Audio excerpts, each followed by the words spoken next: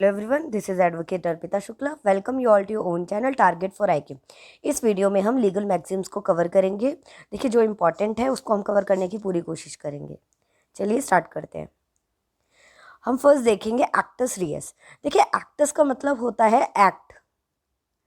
ठीक है, एक्टस का मतलब है एक्ट, और रियस वर्ड जो है लिया गया है रिया से। ठीक है, तो जिसका मतलब होता है guilty. Guilty which means guilty. देखिए, एक्टस रियस का मतलब हुआ अ गिल्टी डीड और एक्ट, जिसका मतलब है क्या है, गिल्टी एक्ट और गिल्टी डीड। ठीक है, नेक्स्ट देखेंगे एक्शनेबल पर से। एक्शनेबल पर से को देखेंगे। देखिए, एक्शनेबल है जो हमारा वर्ड है, ये एक्ट है जो पनिशेबल है। ठीक है, एक्शनेबल मतलब एक्ट इज पनिशेबल, और पर से मतलब बाय इटसेल्फ। पर से मीन्स बाय इटसेल्फ। तो इसका मतलब the very act is punishable and no proof of damage is required. ठीक है, इसका मतलब है very act is punishable and no proof of damage is required. Third देखेंगे एक्टस नॉन फेसिट्रियम निसी मैंस सिट्रिया। एक्टस का मतलब मैंने आपको बताया ऊपर एक्ट, और देखिए यहाँ पे आगे नॉन। नॉन अगर कहीं पे भी आ जाता है तो ये नेगेटिव पॉइंट शो करता है और एक्सेप्शन शो करता है। ठीक है, रियम मतलब गिल्टी। रियम मतलब गिल्टी, और निसी मीन्स विदाउट। रियम मीन्स हमारा है यहाँ पे गिल्टी, और निसी मीन्स है यहाँ पे है निसी, NISI। ठीक है, तो ये उसका मतलब है विदाउट और अनलेस। ठीक है, और मेंस का मतलब है यहाँ पे मेंस मीन्स माइंड। ठीक है, और रिया का मतलब होगा गिल्टी। ऊपर बताया था हमने, रिया का मतलब है गिल्टी। तो इसका मतलब हो the act does not make one guilty unless there be a criminal intention. क्या है इसका मतलब? The act does not make one guilty unless there be a criminal intention.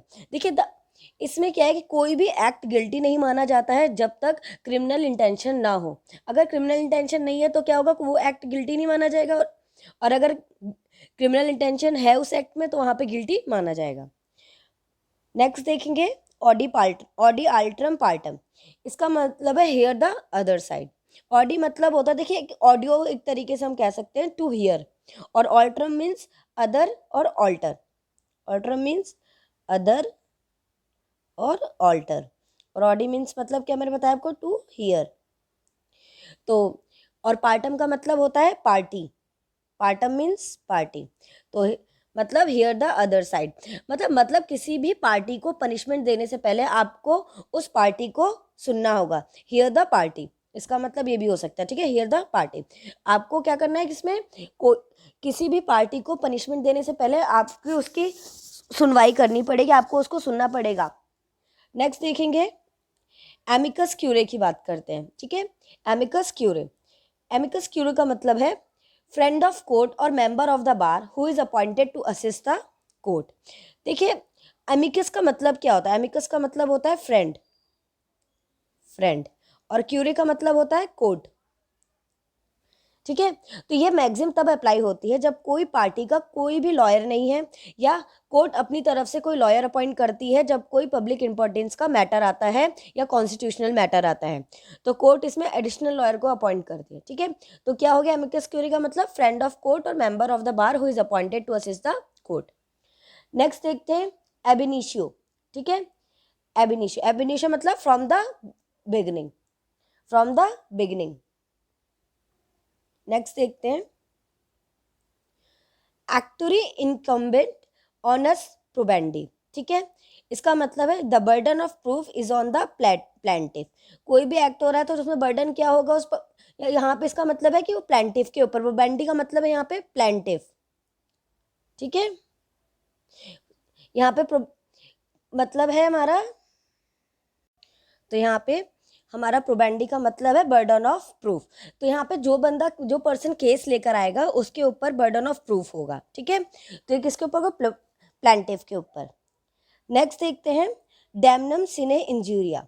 Damnum का मतलब होता है डैमेज। क्या होता है डैमनम का मतलब? डैमेज। और सिने आ गया, सिने का मतलब है यहाँ पे विदाउट। विदाउट, और इंजूरिया का मतलब होगा यहाँ पे लीगल इंजरी, ठीक है। यहाँ पे बात किसकी हो रही है, लीगल इंजरी की बात हो रही है। तो डैमनम का मतलब हमने क्या जाना, डैमेज, सिने मतलब विदाउट, और इंजूरिया मतलब लीगल इंजरी। तो इसका मतलब हो damage without legal injury. Damage तो हुआ है लेकिन कोई लीगल इंजरी नहीं हुई, ठीक है। जैसे हम केस देखते हैं, ग्लोकोस्टर ग्रामर स्कूल केस है हमारा टॉट में। उसमें क्या था, एक स्कूल था जिसमें टीचर पढ़ाती थी और उसके प्रिंसिपल से शायद कोई प्रॉब्लम, उसमें कुछ डिस्प्यूट हुआ होगा, तो उस टीचर ने उस स्कूल को छोड़ दिया और यहाँ तक बात खत्म नहीं हुई। आज उस टीचर ने क्या करा, उसी स्कूल के सामने एक अपना स्कूल को खोल लिया। तो उससे क्या होता है, जो टीचर जिस स्कूल में पहले पढ़ाता था और जिस स्कूल को छोड़ा था, वहाँ के जो बच्चे थे वो उस टीचर के स्कूल में एडमिशन ले लेते हैं। तो इससे क्या होता है, जो पहला वाला स्कूल था उस वहाँ के प्रिंसिपल को काफ़ी लॉस फेस करना पड़ता है। तो प्रिंसिपल क्या करता है, उसको केस दर्ज कर देता है, ठीक है। तो इस केस में क्या होता है, कोर्ट ने कहा है कि डैमेज तो हुआ है लेकिन यहाँ पे लीगल इंजरी नहीं हुई है। कोई भी स्कूल खोल देखिए, स्कूल कोई भी खोल सकता है, ठीक है। आपको यहाँ पे क्या हुआ है, जो पहला स्कूल था उसमें उनको डैमेज हुआ है बट कोई लीगल इंजरी नहीं हुई, क्योंकि स्कूल खोलने का राइट सबके पास है, ठीक है। और लॉस आपको हुआ है तो देखिए इसमें तो वो कुछ नहीं कर सकते। तो ये केस अब हमें बताता है डैमनम सिने इंजीरिया मतलब damage without legal injury. Next देखेंगे इंजूरिया सिने डैमनम। मैंने आपको बताया इंजूरिया का मतलब क्या बताया ऊपर, मैंने लीगल इंजरी बताया, सिने मतलब विदाउट, और डैमनम मतलब हमने बताया मैंने आपको डैमेज। तो इसका मतलब हुआ लीगल इंजरी विदाउट डैमेज। यहाँ पे लीगल इंजरी हुई है बिना किसी डैमेज को हुए, ठीक है। तो हम इसको में एशबी वर्सेस वाइट का केस है, एशबी वर्सेस वाइट का केस है लॉ ऑफ टॉर्ट्स में। वहाँ पे क्या होता है, एक पर्सन होता है, प्लेंटिफ होता है, वो जा रहा होता है, तो तभी वहाँ के जो मैनेजमेंट के वो वोट देने जा रहा होता है, तो तभी मैनेजमेंट के जो लोग होते हैं उसको वोट नहीं देने देते, ठीक है। उसके तो यहाँ पे क्या, उसके वोटिंग राइट का हनन होता है, यहाँ पे वॉयलेट होता है उसके राइट को। लेकिन जो जिसको वो पर्सन वोट देने जा रहा होता है वो पर्सन जीत जाता है, ठीक है। फिर भी जो एशबी वाइट में इसमें क्या होता है, स्टिल उनका लीगल इंजरी तो हुआ, बेशक वो पार्टी जीत गई है लेकिन उनको वोट देने तो नहीं दिया, तो यहाँ पे उनके राइट की इंजरी हुई है बट डैमेज नहीं हुआ है कोई, क्योंकि जो जिसको वो जिताना चाहते थे वो जीत गए। तो यहाँ पे हम देखेंगे, यहाँ पे लीगल राइट हैम्पर हुआ है बस, बट डैमेज नहीं हुआ। तो दैट मीन्स इंजीरिया सिने डैमनम अप्लाई होगा। यहाँ पे लीगल इंजरी हुई है लेकिन बिना किसी डैमेज के ये इंजरी हुई है, ठीक है। आई होप आपको ये समझ में आया होगा। नेक्स्ट देखते हैं उबी जस इबी रेमेडियम, ठीक है। जस का मतलब होता है, देखिए कहीं पे भी अगर जस आता है तो इसका मतलब होता है लॉ और राइट, ठीक है। जस का मतलब है लॉ और राइट, और रेमेडियम का मतलब है यहाँ पर रेमेडी, कोई भी रेमेडी। और देखिए उबी इबी का मतलब होता है कि कुछ भी, मतलब जैसे हम बोलते हैं ना यहाँ वहाँ इधर उधर, तो ये एक तरीके से यही है, उबी इबी इसलिए यूज हुआ है, ठीक है। अब इसका मतलब है उबी जस्ट एबी रेमेडियम का, where there is a right there is a remedy. जहाँ पे राइट है वहीं पे रेमेडी भी है। अगर पर्सन के पास कोई राइट है तो वहाँ पे उसको अगर राइट वायलेट होता है तो उसको वहाँ पे हमें रेमेडी भी मिलेगी, ठीक है। तो हमने क्या जाना कि जहाँ पे किसी पर्सन के पास राइट होगा तो उसको प्रोटेक्शन के लिए रेमेडी दी जाएगी। जैसे एग्जांपल फंडामेंटल राइट्स हमारे अगर वायलेट होते हैं तो उसको वहाँ पे रेमेडी मिलती है हमें, ठीक है। नेक्स्ट देखेंगे 11th इग्नोरेंशिया फैक्टी एक्सक्यूजेड, ठीक है। इग्नोरेंशिया फैक्टी एक्सक्यूजेड, इग्नोरेंशिया का मतलब है इग्नोरेंस, इग्नोरेंस, ठीक है। और एक्सक्यूजेड का मतलब क्या हुआ, एक्सक्यूज। तो इसका मतलब है और फैक्टी का मतलब क्या है यहाँ पे, फैक्ट, ठीक है। इग्नोरेंशिया का मतलब है इग्नोरेंस, फैक्टी का मतलब है फैक्ट, और एक्सक्यूजेड का मतलब है एक्सक्यूज। तो इसका मतलब हुआ ignorance of fact can be excused.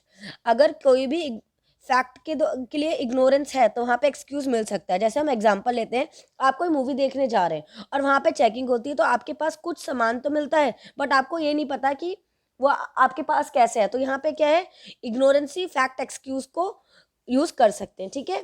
यहाँ पे आपको फैक्ट को एक्सक्यूज, इग्नोरेंस ऑफ फैक्ट का एक्सक्यूज मिलेगा, ठीक है। अब नेक्स्ट देखेंगे इग्नोरेंसिया जूरिस नॉन एक्सक्यूजेड।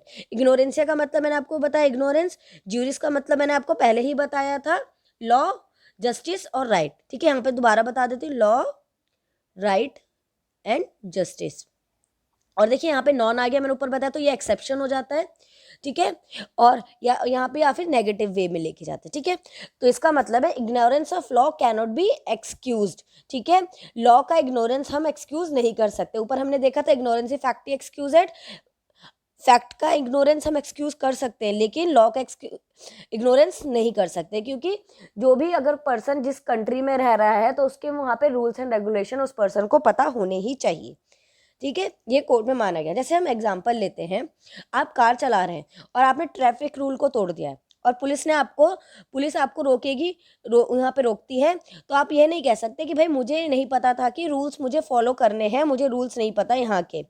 तो देखिए सबको पता है कि ट्रैफिक रूल्स को फॉलो करना पड़ता है, तो यहाँ पर ये मैक्सिम अप्लाई होगी। आप लॉ को इग्नोर करोगे तो आपके पास कोई भी एक्सक्यूज नहीं होगा, तो ये मैक्सिम यहाँ पे अप्लाई होगी, इग्नोरेंशिया जूरिस नॉन एक्सक्यूजेड, ठीक है।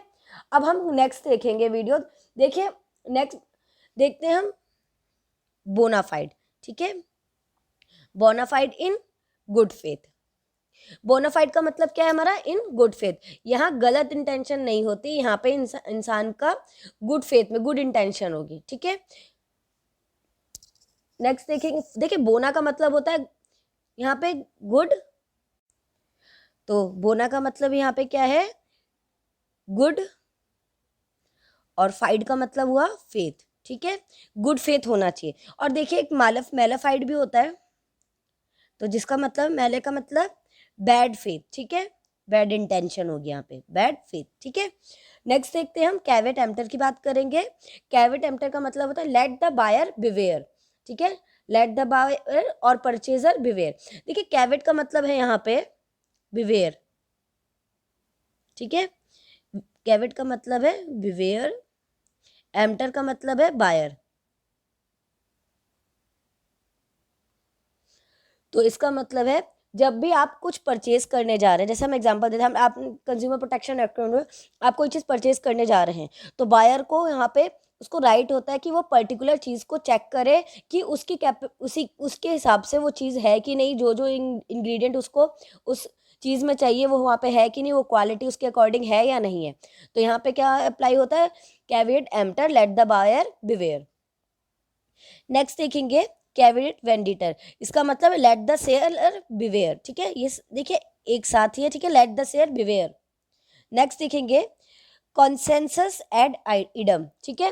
कंसेंसस का मतलब क्या होता है, एग्री होना, ठीक है, एग्रीमेंट एक तरीके से, ठीक है। और इडम मतलब as to the same thing. Consensus एड आइडम का मतलब होता है agreement as to the same thing. Basically देखिए मीटिंग ऑफ माइंड्स हो गया, ठीक है। क्या होगा, मीटिंग ऑफ माइंड्स। जैसे हम एग्जांपल लेते हैं, ए और बी ने कॉन्ट्रैक्ट किया था, एक पर्सन है जो बी के पास कार खरीदने जा रहा है, ठीक है। और क्या करता है यहाँ पे, तो इन दोनों के बीच में क्या होता है, कॉन्ट्रैक्ट होता है, एक कहता है कि मैं कार खरीदूंगा और बी उसको सेल करता है। तो इसमें क्या यहाँ पे एग्रीमेंट हुआ सेम चीज के ऊपर, तो इसमें ये देखेंगे दोनों पार्टी एग्री है या नहीं है। तो यहाँ पे कंसेंसस एड आइडम यहाँ पे फॉलो होगा, ये कॉन्ट्रैक्ट इंडियन कॉन्ट्रैक्ट एक्ट की मैगजीम है। कंसेंसस एट इडम मतलब agreement as to the same thing, एक ही चीज के लिए सेम होना, ठीक है। इसका मतलब हुआ मीटिंग ऑफ माइंड्स, ठीक है, मीटिंग ऑफ माइंड्स। नेक्स्ट देखेंगे डॉली इनकेपेक्स। डॉली इनकेपेक्स का मतलब है इनकैपेबल ऑफ क्राइम, मतलब जैसे माइनर हो गया, माइनर हुआ, इसमें माइनर की बात करी जाए, डॉली इनकेपेक्स। डॉली मतलब होता है डिसीट, डिस इनकैपेक्स मतलब इनकैपेबल, इनकैपेबल, ठीक है। देखिए section 82 of IPC, section 82 of IPC talks about the डॉली इनकैपेक्स।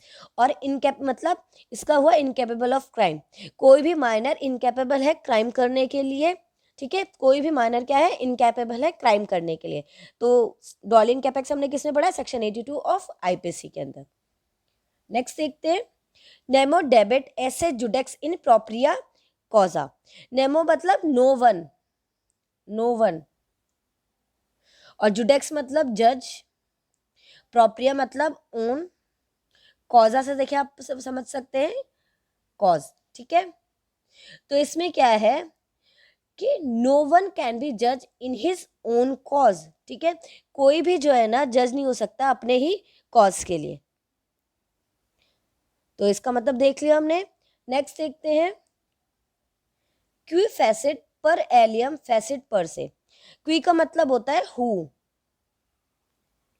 और पर से मतलब बाय इटसेल्फ, बाय इटसेल्फ। ठीक है, इसका मतलब होता है he who act through another act himself.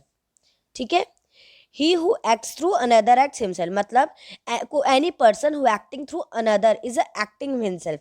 मतलब कोई भी पर्सन कोई काम कर रहा है दूसरे के बिहाफ में, तो मतलब माना किसी को मीन्स कोई भी पर्सन है, ठीक है, वो काम कर रहा है किसी और के थ्रू, तो माना जाएगा कि उसी पर्सन ने काम किया। जैसे हम विकेरियस लायबिलिटी का एग्जांपल लेते हैं, जैसे विकेरियस लायबिलिटी में अप्लाई होता है एग्जांपल सर्वेंट एंड मास्टर हो गया, प्रिंसिपल एंड एजेंट। जैसे मास्टर अगर सर्वेंट से कोई भी काम करा रहा है तो इन दैट केस तो कंसिडर किया जाएगा कि मास्टर वो काम खुद कर रहा है। ठीक है, अब जैसे ए एक पर्सन है, मास्टर है, और बी क्या है, हमारा सर्वेंट है। ए मास्टर बोलता है बी से कि तुम जाके मैं उस थर्ड सी से पैसे जाके ले आओ, मेरे पैसे ही हैं। तो इन दैट केस जो बी पैसे लेके आएगा तो ये माना जाएगा कि ए ही वो पैसे ले रहा है। ठीक है, तो क्या माना गया यहाँ पे कि ही कोई फैसिट पर एलियम फैसिट पर से कि यहाँ पे मैक्सिम एप्लीकेबल होती है, मतलब he acts through another act himself, मतलब कोई भी पर्सन जो काम कर रहा है ये माना जाएगा कि ये कंसिडर किया जाए कि मास्टर वो काम खुद कर रहा है, वो पर्सन खुद काम कर रहा है वो दूसरे के थ्रू करने पर भी। नेक्स्ट देखते हैं हम रेशियो डेसिडेंडी। इसका मतलब होता है rational behind the decision principle और reason underlying a court judgment और the rule of law on which judicial decision is based. देखिए, जो इंपॉर्टेंट मैगजीम्स मुझे लगी तो मैंने यहाँ पे कवर करने की कोशिश करी है। और अगर हमारी वीडियो आपको पसंद आती है तो प्लीज़ लाइक एंड सब्सक्राइब जरूर करिएगा। और आपको कोई भी क्वेरी है तो हमारे टारगेट फॉर IQ के नंबर पे कॉल और मैसेज करके आप पूछ सकते हैं। हमारे हिंदी और इंग्लिश दोनों में बैचेस चलते हैं। ठीक है, थैंक यू सो मच।